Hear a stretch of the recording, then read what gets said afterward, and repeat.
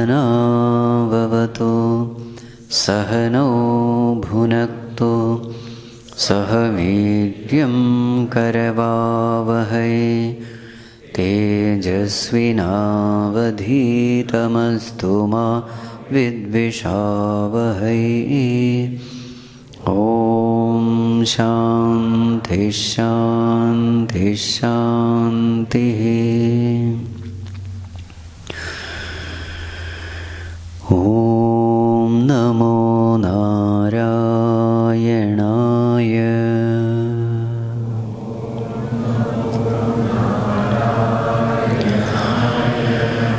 ॐ नमो नारायणाय।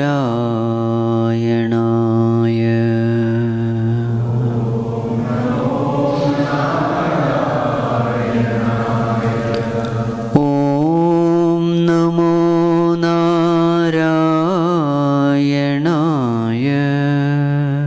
ॐ नमो नारायणाय।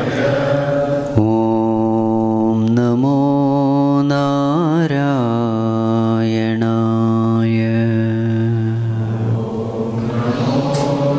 ॐ नमो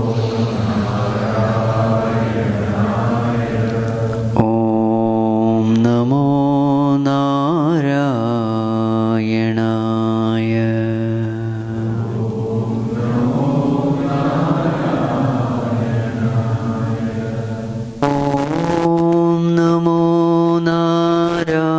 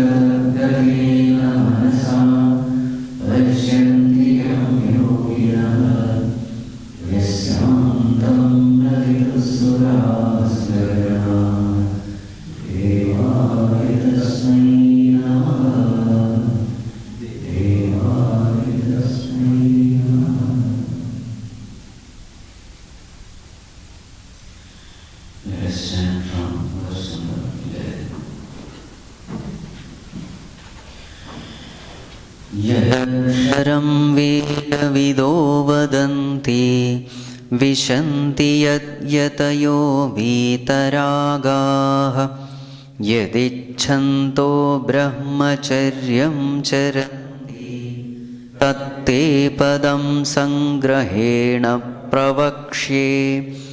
सर्वद्वाराणि संयम्य मनोहृदि निरुध्य च मूर्ध्न्याधायात्मनः प्राणम् आस्थितो योगधारणाम्।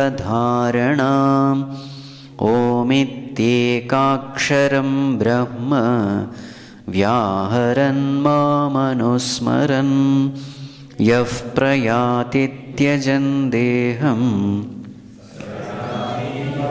मां गतिम् अनन्यचेताः सततं यो मां स्मरति नित्यशः तस्याहं सुलभः पार्थ नित्ययुक्तस्य योगिनः।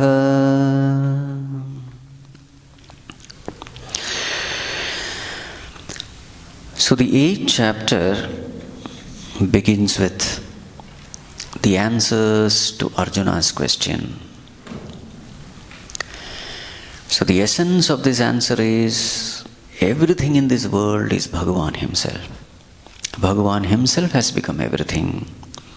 So therefore, what is the conclusion? Remember him all the time. What is the benefit of remembering God all the time? Antakale cha mameva smaran muktva kalevaram yaf prayati samadbhavam yati nastyatra samshaya. There are some of the verses which it's better to by heart. This is one such thing.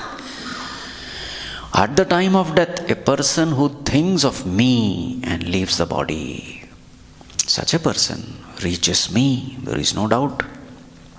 Because that is a law. What is the law? So that next verse, yam yam vapi smaran bhavam tejatyante kalevaram tam tamaivaiti kaunteya sada tad bhava bhavitah. At the time of death, whatever a person thinks and then leaves the body, that last thought of the dying man will determine his future birth. So, how to ensure that the last thought is a God thought? How to ensure? So, throughout our life, while living, we must make this a habit. So, Bhagavan's loving guidance to us is, Tasmat sarveshu kaleshu Mam anusmara yudhyacha mayarpita manobuddhihi mam eva eshyasi asamshayam. Therefore, Arjuna, all the time, perform your duties. At the same time, remember me. This way if you do, then yes, at the last moment of our life, giving up the body, remembering him is possible. So at the time of death, what are the things which you are supposed to do? So we have been discussing verse number 12 and 13 for a long time. So at the time of death, what are we supposed to do? Om iti ekaksharam vyaharan mam anusmaran. Chanting the name of the Lord. So what is the name given here? Om iti eka aksharam. Chant Bhagavan's name. So as that name is chanted, now this person has lived a God-oriented life. He is a great devotee of the Lord. Everything he has performed as a worship of the Lord. His mind is extremely pure.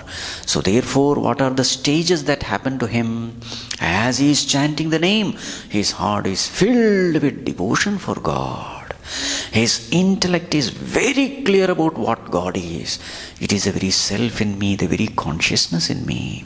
He is holding on to that truth. So as he is chanting the name, so first it is Uccha Japa that happens, loudly he is chanting. But as his mind becomes focused upon the Lord, as his experience of the divine becomes more and more concentrated, intense, deep-rooted, what happens to this Uccha Japa? Loud chanting. That loud chanting becomes Manda Japa, whispering. Loud chanting is needed only when the mind is distracted. When the mind has started paying attention to that divine, when the mind is able to hold on to that divine, grasp the divine, experience the divine, then the external support of the pointer is not needed. How long do you need a pointer? So long as your attention has not gone to the pointed. Once your attention is upon the pointed, then the pointer is no more needed. Japa is a pointer. So we have discussed this. Any name can be used, just like any pointer can be used. Pointer can be any, pointed can be only one. Right? So any name is okay. So whichever your Ishta Devata is, you can use that name. Here they have used Om because in the Vedic times this is the name used. But later on Rama came, Krishna came, all such Saguna, Sakara Devatas came. So with that the names also we have plenty. Almost all the deities you will find that one hand, if they have 4 hands, one hand is one Japamala. Japamala means constant remembrance. So, as this mind gets focused upon that reality in oneself, so the Uccha Japa goes to Manda Japa. What is Manda Japa? Manda means whispering. Swashruti Gochara. Only you are able to hear. Then the Manda Japa goes to Chittajam Japa. You are doing Japa only in your mind. See, the more and more as you are merging in silence, your external activity also becomes silent. Uccha Japa becomes Manda Japa. Manda Japa becomes Chitta Japa. Uttamastavad Uccha Mandatah Chittajam Japa Dhyanam Uttamam. So then the Chittajam Japa becomes Dhyanam. Dhyanam means what? What kind of dhyanam? What kind of meditation? It is Sarala Chintanam, not Virala Chintanam. Sarala Chintanam means what? Effortlessly mind is focused upon the divine. There is effortlessness, there is spontaneity, there is no interruption. Ajyadharaya shrotasa samam sarala chintanam viralataf param. So how is that mind meditating upon that divine? So the example given is Ajyadharaya, like the flow of Ajyam. Ajyam means what? Ghee, clarified butter. Not solid ghee, melted ghee. So how it flows steadily without any interruption. How that steady flow of Ajyam. In the same way, mind steadily flows unto the divine. There is only one thought. There is no interruption. That is called as Sarala Chintanam. Once that happens, slowly the japa stops. Because the purpose of japa is served. And with this way, when a person leaves the body, what happens to that person? While living, he has already merged with the divine. So then after death also, this state of complete merging with the divine continues. But then a person may ask, Bhagavan, it's very, very difficult. This state, so many things we have to do at the time of death. Yeah.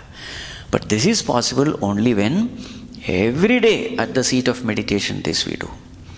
Then it is possible. So therefore, regular practice is necessary. So the importance of practice is highlighted in verse number 14. Ananya cheta satatam yomam smarati nityashah tasyaham sulabhav partha nitya yuktasya yoginah. Arjuna, when I describe all this, it may appear that it is durlabha. No, it is not durlabha, very difficult. It is sulabha, provided you do this. Sulabha means easy. For whom is it easy? Nitya yuktasya yoginah aham sulabha. For a nitya yuktasya yogi. So you have to be nitya yukta. What do you mean nitya yukta? What is the definition of a nitya yukta yogi? Bhagavan himself is giving. So every time you will find in Bhagavad Gita, whenever some term is used, that term, you will find the definition of the term in the verse itself. So Bhagavan here says, for a nitya yukta yogi, I am sulabha. Bhagavan, what do you mean by nitya yukta yogi? So you see, three terms are used. What are the terms? Ananya chetaha, number one. Satatam, number two. Nityashaha, number three. Such a yogi who is doing these three things is called a nitya yukta yogi. So what are the three things? Ananya chetaha. His mind is ananya. Anya means what? Other. Ananya means what? No other. No other means what? Single pointed. Chetaha means mind. Ananya chintanam, single pointed fixing of the mind. When? Satatam, all the time. Nityashaha, every day. So every day, all the time, focusing the mind upon the Lord, the one who practices this. Yes, such a yogi is called Nitya Yukta Yogi. For such a person it is Sulabham. So what is the psychology here? Simple psychology. Whatever you practice, you get. Today what is our condition? Today also we are Nitya Yukta Yogi only. But the only difference is we are Nitya Yukta Bhogi. That's all. There is no yoga happening, there is only bhoga. Bhoga means what? Instead of turning our attention to God, our attention is in world. Satatam it is happening, Nityashaha it is happening. How do we know? Close your eyes and sit. What will you find in your mind? A chattering mind. Yes or no? A noisy mind. A worldly, noisy mind. What is the mind doing? All the time thinking, desiring, planning, plotting, worrying. What is this? This is nothing but Ananya Chintanam. What is this Ananya Chintanam? Chintanam, the world. So that is why we are in this world now. Constantly thinking of OET. Objects, emotions, thoughts. So when you are constantly meditating upon the world, Bhagavan says Tathastu. Tathastu means what? May you be in the world. In the world means what? Come down as PFT. Perceiver, feeler, thinker. This PFT is called the ego. So now we are beautifully packed in this body. What is the purpose of this body? Constant interaction with sense objects. Many times people ask, oh God, why did you put me into this world? Arey, you asked for it. When did I ask? I never asked. Close your eyes and see what is happening in your mind. Every thought is nothing but asking only. Every worldly desire is nothing but asking. If the mind is noisy and chattering, it simply means you are desiring the world. And if you desire the world, the law is Tathastu. It will happen. And what has happened? Now here we are constantly exposed to the objects of, objects, emotion, thoughts. Here we are packed in this BMI, body, mind, intellect. And here we are constantly interacting with the sense objects based on our vasanas. So what has led us to this world? Ananya Cheta Satatam. Not Mam Smarati, Samsaram Smarati. That is the only difference. Nityasha. So we are all Nitya Yukta Yogi now.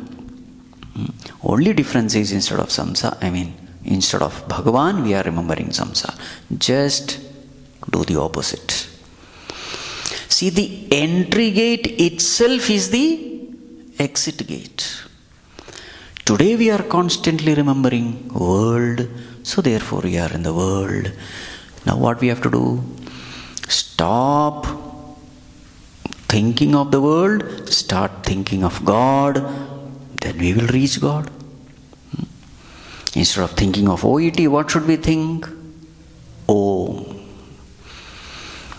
Omiti ekaksharam vyaharan mamanusmaran. That's all. Then what will happen? Tasyaham sulabha. Choice is yours. Do you want to continue in this merry-go-round? Punarapi jananam, punarapi maranam. It is not merry-go-round, it is misery-go-round. No, Swamiji, this world is a beautiful place. You don't know anything, Swami. You fine, continue. Who is stopping it?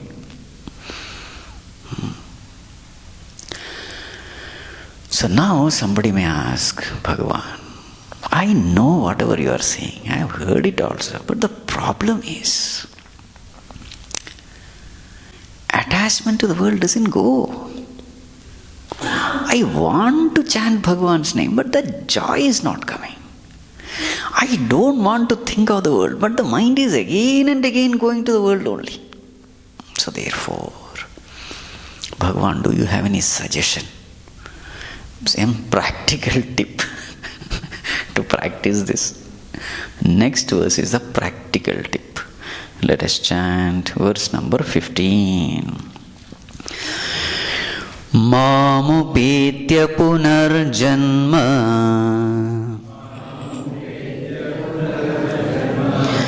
dukkhalayam ashashvatam napnuvanti mahatmanah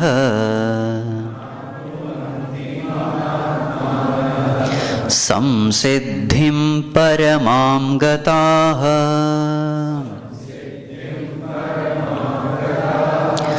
mamupetya punarjanma dukkhalayam ashashvatam napnuvanti mahatmanah samsiddhim paramam gataha. Yes, a person who continuously meditates upon me, another term is used here. What is the term? Mahatmanah. Not Kshudratmanah. Mahatmanah. Mahatma. A person who possesses Mahan Atma is called a Mahatma. Mahan Atma means what? A big I, infinite I. Atma means I. So Mahatma means what? A person who is possessing a big I. Highly egoistic person? No. The one whose attention is upon the higher I. And what is our higher I? It is Sat, Chit, Ananda. What is our lower I? This physical body, this little mind, limited intellect. That is a lower I. So he is a Mahatma, not a Jivatma. So such a person, how did he become a Mahatma? Constantly meditating upon Mahan Atma, the higher I in you. When you meditate, you become a Mahatma. What happens to him? Punarjanmana apnoti. Such a person never comes back. Why? Paramam samsiddhim gataha. Because he has attained that supreme perfection. And therefore he doesn't come back. Punarjanmana apnoti. What is Punarjanma, Bhagavan? Now see the definition given. What is Punarjanma? Dukkhalayam ashashvatam. What is this world? Punarjanma means coming back to this world. What is this world? Now see the definition of this world by the manufacturer of the world. The one who has created the world, see how he is defining this world. What is this world? If you ask a Tom, Dick and Harry, he will give some explanation. It has to be wrong. But when a manufacturer gives the definition, that has to be the perfect definition. And what is the definition here? Dukkha alayam. Alayam means what? Abode. Abode of dukkham, sorrow. Vidyalayam means what? Abode of vidya. Aushadhalayam means what? Abode of aushadhi. Aushadhi means medicine. Bhojanalayam means what? Abode of food. Hotel is called Bhojanalayam. Correct.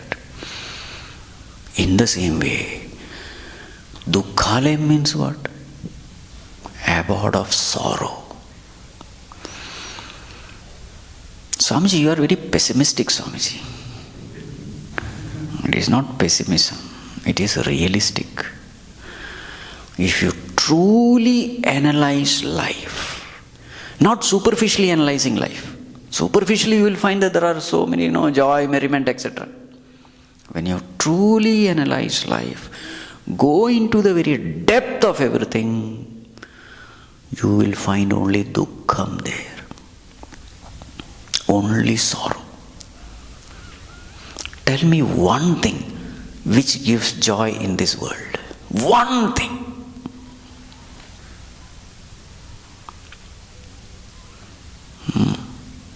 Superficially, in the beginning, it may give you joy. That is the advertising department of the world. But after that, when you go on involving with that thing, being or situation, slowly this joy turns into pain, suffering.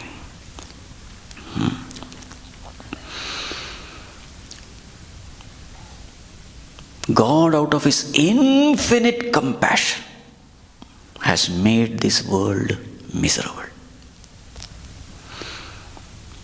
Not because of His infinite cruelty, infinite compassion.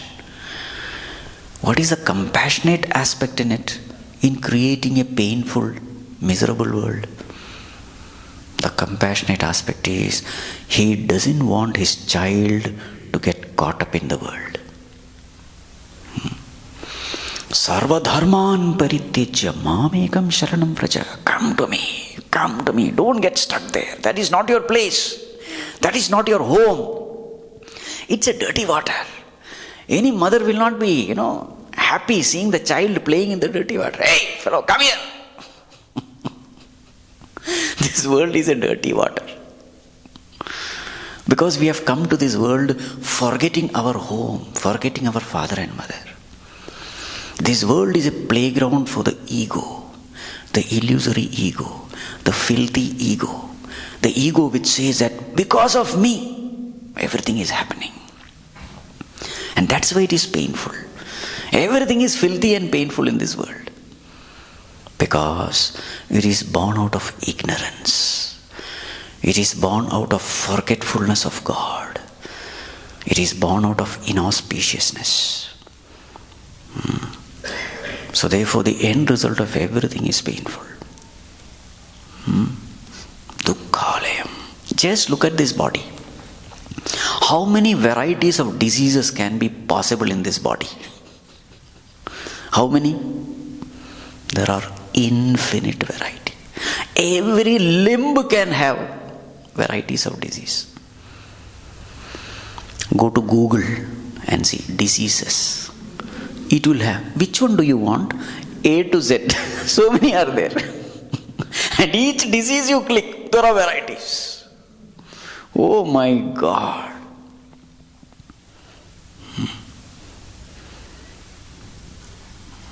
My God. Dukkhalayam is 100% true. So even if you are physically healthy, mind-related diseases, how many? How many varieties? Kama, Krodha, Lobha, Moha, Mada, Matsari, there are only 6. But the combination of this, just by the combination of Sattva, Rajas, Tamas, this infinite variety of world has been created. Just imagine the combination of 6 entities. Dukkhalayam. And Ashashvatam. Ashashvatam means what? Impermanent. Anything and everything in this world is impermanent. How can you have permanent joy holding on to the impermanent thing? Is it ever possible? So therefore, a seeker must have this vision when he is living in this world. Here we cannot settle. You can't settle in a place which is miserable. You can't rest. This world is like a burning house. If the fellow is sleeping, yes, ignorance is bliss. He is sleeping in a burning house, we can understand. But once you wake up, can you sleep after seeing the house burning? What will you do? You will find the nearest exit. In this world also there is an exit, and there is only one exit. And what is that? God. Know yourself, pass, exit. Otherwise it's a burning house. It is not a wonderful house. You see, this is a very high philosophy. So if you find that, by even listening to this is misery,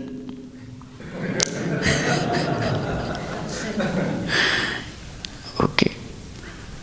In fact, this misery is a blessing. Because first you must know that the house is burning. Only then you will exit, isn't it? The fellow who is sleeping, he is happy. Do you want the happiness of sleep or the misery of waking up in a burning house? Which is better? Be miserable, because that is very auspicious, because it will help you exit. That is why Bhagavad Gita starts with Arjuna Vishada Yoga. Starts with Vishadam, sorrow. And that sorrow becomes finally Agre Vishamiva Pariname Amrutopamam. In the beginning it was poisonous, but in the end it is nectarian. So meditating upon the imperfections of the world, it will make you miserable. But that misery turns into mumukshutvam, which is a great blessing. So I leave you miserable now. Om Sarve Bhavantu Sukhinah, Sarve Santu Niramayah, Sarve Bhadrani Pashyantu, Ma Kaschid Dukkha Bhag Bhavet, Asato Ma Sadgamaya, Tamaso Ma Jyotirgamaya, Mrityorma Amritam Gamaya. Om Purnamadav Purnamidam Purnat Purnamudachyate Purnasya Purnamadaya Purnamevavachishyate. Om Shanti Shanti Shanti.